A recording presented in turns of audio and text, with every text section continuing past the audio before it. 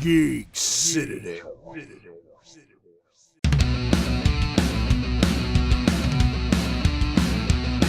Yakuza 0 is canonically the first game in the series. This is the prequel to the very first Yakuza game that released way back in 2005.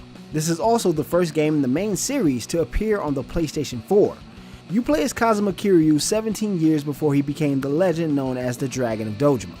He's just starting his career as a Yakuza in Kamurocho by working in the lower ranks of the Dojima family as a collections agent.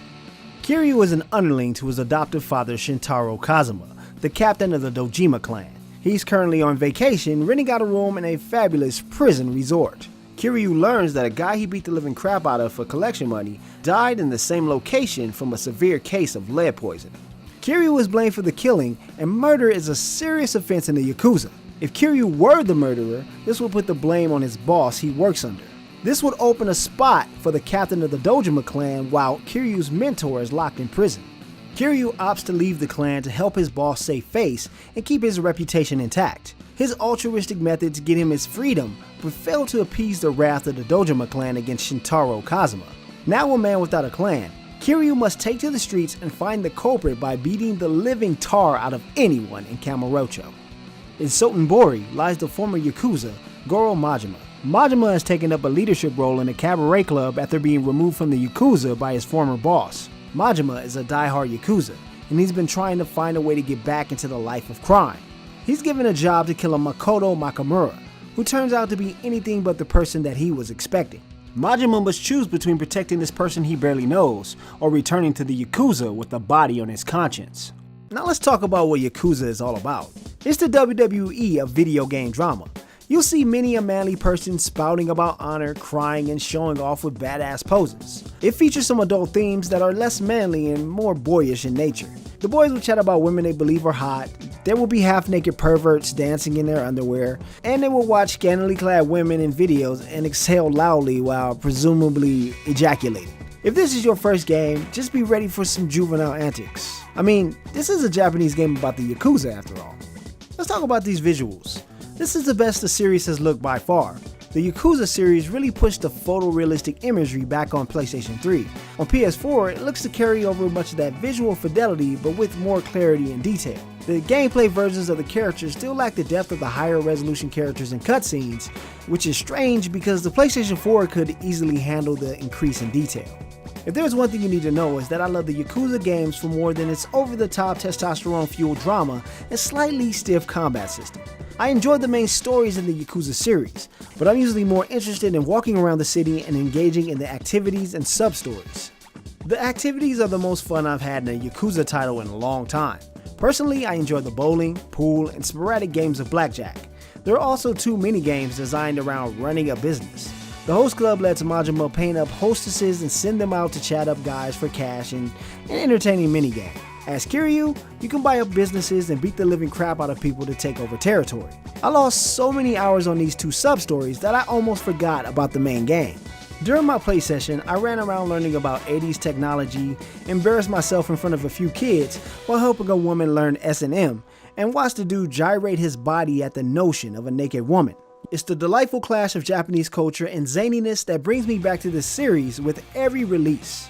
While the last couple of Yakuza games made a great deal about including different characters with unique fighting styles, Yakuza 0 makes a huge change by giving each of the protagonists 3 styles to swap between.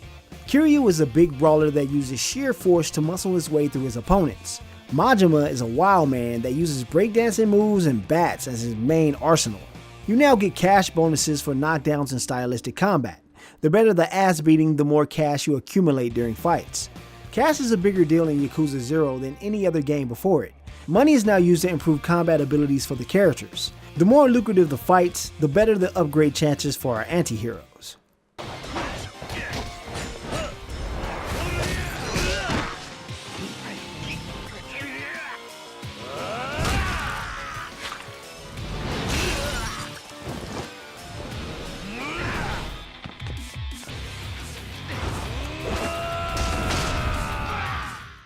Yakuza 0 has a version of Debo in the game to snatch your chain.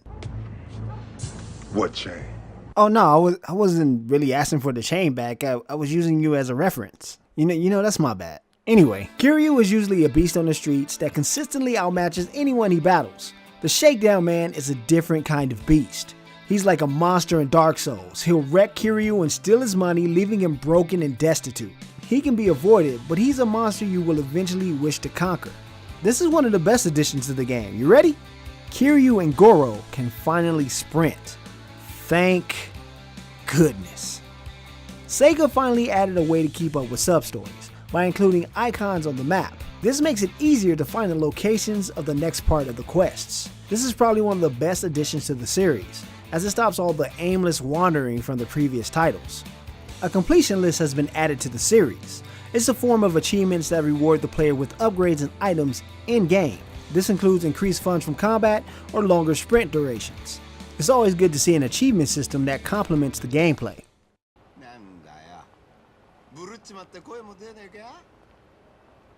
He said he didn't care.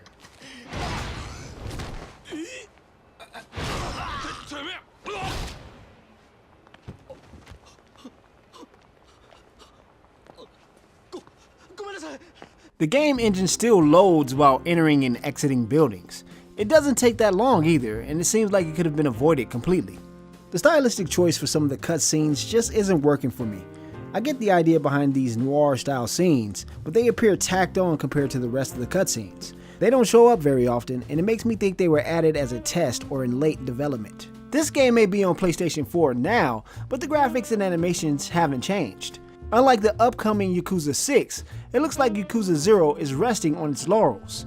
It's sharper and more detailed, but it still has that PlayStation 3 stink. Kamurocho is the same as it's been in previous Yakuza games, so it certainly isn't pushing the limits of the PS4. The weird movements and lip animations during in-game cutscenes are slightly jarring. I mean, just look at these awful robotic animations during the host interviews.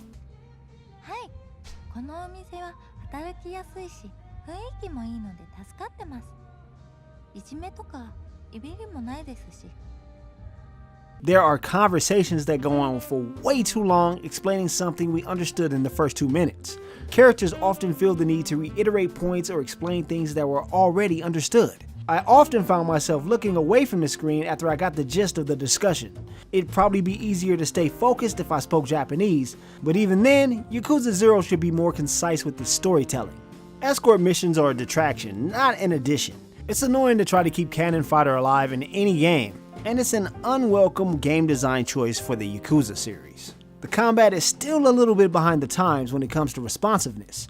There are way too many gaps in animations that leave the player open to retaliation, and dodging and blocking isn't reactionary. I need the game to depend less on its animations and allow for some real-time defense and evasion. Right now, it's still stuck in its PS3 era of gaming, but hopefully Yakuza 6 again will fix this issue. Special moves shouldn't be linked to the business storylines. I get that they're stories in themselves, and Sega really wants us to see the entirety of the game. I just don't think that pivotal moves should be tied to these rather involved side story minigames. I like them, but I also get that some people could see them as a chore.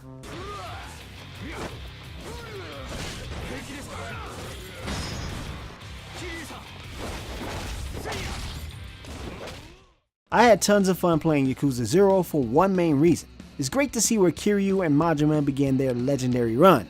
Strike that. It's great to see how Majima became the mad dog crazy character that hounds Kiryu through his career. Kiryu doesn't really change that much in personality between games, but this game takes Majima and shows you how he turns into a batshit crazy character. Despite some of the excessive conversations and convoluted clan twists scattered throughout the story, this was one of the more enjoyable games in the Yakuza series to date. Yakuza 4 and 5 didn't pull me into their stories like Yakuza 1 and 3 did. Yakuza 0 brings back that classic feel of a gangster stuck in a messed up situation that they must struggle free from. And to be honest, that's what the Yakuza series is really all about. Kazuma Kiryu getting into situations that are way above his pay grade and somehow coming out the victor. Beyond that, the combat is solid and the multiple stances help keep the game feeling fresh. The side stories aren't nearly as wacky as they've been in previous years. In fact, they're a little too focused on the sexual side of things. I swear, I ran into a guy talking about panties or sex or some weird fetish way too often. I'm not saying that the sexual stuff is all bad, but a few of the stories made me recoil from the awkwardness. All in all, it still has some historic gems in there and some crazy appearances that'll make you buckle over in laughter. This is a series that prides itself on content on top of content. The sheer amount of things to do in this game will leave most people awestruck, and a lot of it is not just filler. I completed the game in 90 hours and I was in a rush to beat the game, and there were loads of sub-stories and special abilities to unlock when I finished it. I love the Yakuza series and Zero is no different from me, but I can understand that it's absolutely a niche series that not everybody is going to like. I'll be right there in line for Yakuza Kiwami and Yakuza 6 when they hit shelves.